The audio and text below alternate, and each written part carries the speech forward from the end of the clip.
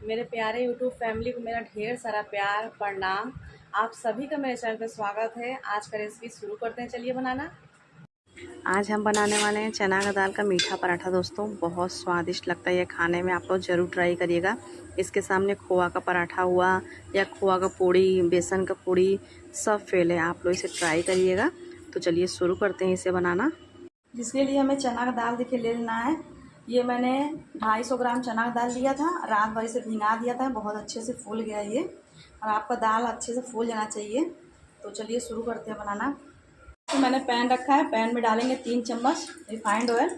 आप इसके जगह देसी घी भी ले सकते हैं। इसे अच्छे से गर्म कर लेंगे। अब इसी रिफाइंड ऑयल में हम डाल देंगे चना का दाल। अब इसे चला देंगे हम।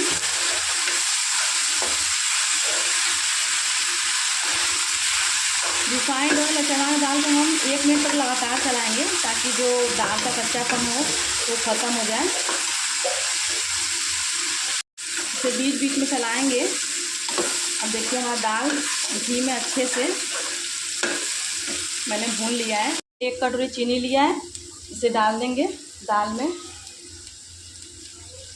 4 इलायची यहाँ पर दरदरा कूट कर रखा था, इसे भी डाल देंगे। चीनी के साथ मैंने कूटा था क्योंकि ऐसे डायरेक्ट हम कूटते तो नहीं कूट पाते हैं, नहीं अच्छा से कूट आता है, तो इसीलिए चीनी मैं थोड़ा सा डाला था। अब सारे चीज़ों को हम इसे मिक्स कर देंगे। ऐसे भी हमें 1 मिनट भून लेना है। सारे चीज़ों को मैंने मिला दिया है, चीनी भी हमारा अच्छे से गल गया है। अब इसमें हम डालेंगे आधा कटोरी मैंने पानी लिया है, बड़ा वाला कटोरी से, इसे डाल देंगे। ऐसे हम कुकर में सीटी लगाएंगे। कुकर में सीटी लगाने से ना आपका दाल पक भी जाएगा और इसका जो पानी है जल जाएगा, पूरा ख़त्म हो जाएगा।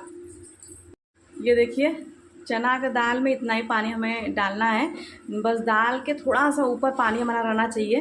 इससे आपका अंदाज़ देखिए सही रहेगा। जब भी आप चना का दाल कुकर में डालें तो बस दाल के ऊपर थोड़ा सा पानी तैरना चाहिए, तब आपका चना का दाल जो है पानी पूरा सोख लेगा, अच्छे से पक भी जाएगा।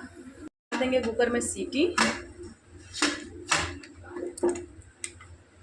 अब इसे 4 से 5 हमें सीटी लगाना है दोस्तों, तब हमारा दाल अच्छे से पक भी जाएगा और हमें इसे पीसने का ज़रूरत भी नहीं पड़ेगा।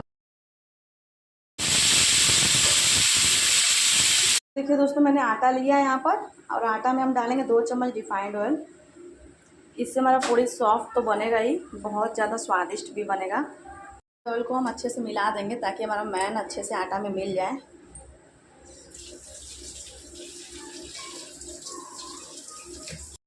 मैंने मिला दिया है। अब बीच में थोड़ा सा जगह हम बना लेंगे पानी डालने के लिए। अब थोड़ा थोड़ा पानी डालकर आटा हम गूँथ लेंगे।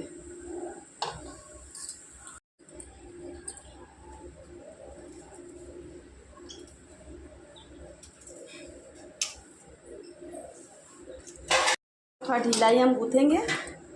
थोड़ा ढीला गूँथने से दोस्तों हमारा पूरी फटेगा नहीं, बहुत ज़्यादा सॉफ्ट जब रहेगा ना आटा। तो एक ये ट्रिक है आप लोग को मैं बता रही हूँ, इसी तरीके से आप पूड़ी बनाइएगा।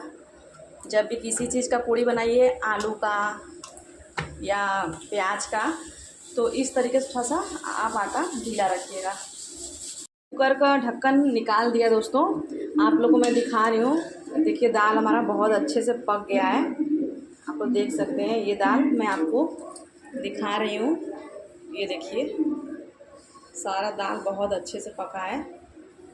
इसी तरीके से दाल हमारा पकना चाहिए। अब इसे हम कलछुल जो होता है ना, जैसे दाल सब्जी निकालते हैं, उसी से मैश कर लेंगे। इस तरीके से हम सारे दाल को मैश कर लेंगे। अगर आपके पास सील है, जो सील होता है ना जिसमें सील लोग पीसते थे पहले, उस पर भी आप पीस सकते हैं। लेकिन इस तरीके से दाल आपका बहुत आसानी से एकदम मैश हो जाएगा क्योंकि दाल तो अच्छे से पक ही गया है।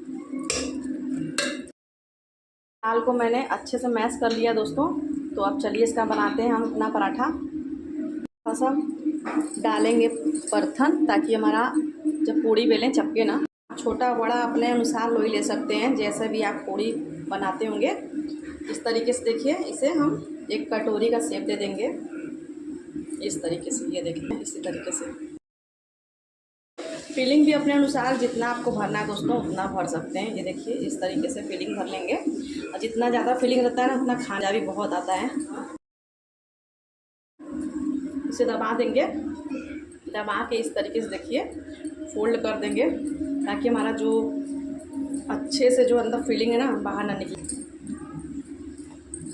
ये देखिए हमारा परफेक्ट अब बनेगा पराठा। हल्के हल्के हाथों से ताकि हमारा पराठा फटे ना। ये देखिए, लेकिन ये पराठा जब भी बनाइएगा दोस्तों तो हम मोटा बनाइएगा। मोटा बनाने से हमारा पराठा बहुत स्वादिष्ट खाने में लगता है और सॉफ्ट भी लगता है। ये देखिए दोस्तों, पहला पराठा हम इसे डाल देंगे तवे पर और इसे सिकने देंगे, को पलट देंगे और नीचे से भी सेक लेंगे। हम लगाएंगे रिफाइंड ऑयल। आप इसमें रिफाइंड ऑयल की जगह देसी घी भी लगा सकते हैं दोस्तों। देसी घी लगाएंगे तो और आपको खाने में मज़ा आएगा। पलट देंगे, इधर साइड में भी लगा लेंगे, इसे पलट देंगे। ये देखिए कितना अच्छा हमारा पराठा सेक कर तैयार हो गया दोस्तों। और नीचे से भी इसी तरीके से हम एकदम खस्ता की तरह सेक लेंगे। नीचे से देखिए, नीचे से भी हमारा बहुत अच्छा पराठा सेका है दोस्तों। और इसी तरीके से सारे पराठे को हम बना लेंगे। ये देख सकते हैं आप लोग, इसी तरीके से पराठे मिल जाए तो मज़ा आ जाए दोस्तों। इस तरीके से ज़रूर ट्राई करिएगा आप लोग। मैं आप लोगों को बता रही हूँ दोस्तों, इस तरीके से एक लोई लीजिएगा अपने अनुसार, जैसा भी आप चाहेंगे इस तरीके से बेल लीजिएगा। जैसे हाथ से नहीं आप बनाए ना, तो इस तरीके लीजिएगा। बेलने के बाद हम अपना स्टफिंग जो है ना भरेंगे।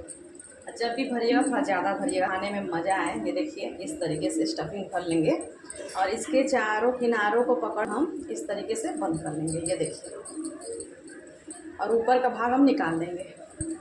और जो ये ऊपर का भाग है ना हमारा, इस तरीके से दबा के इसे हम इधर ही से आपको बेलना है, ऊपर ही से, नीचे से नहीं।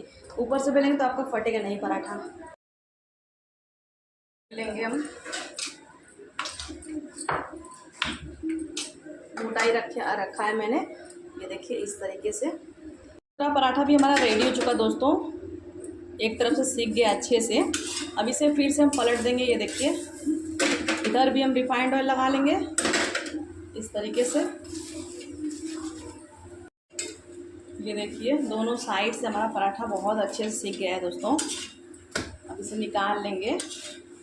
सारे पराठे को हम बनाते जाएंगे इस तरीके से।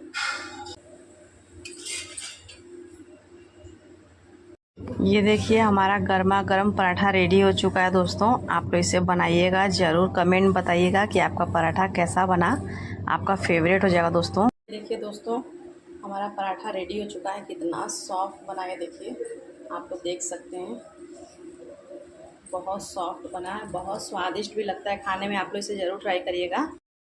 कि दोस्तों गर्मा गर्म हमारा पराठा बनकर तैयार है, मीठा पराठा। आप लोग इसे घर पर बनाइएगा, पूरे परिवार खिलाइएगा, बहुत सबको पसंद आएगा।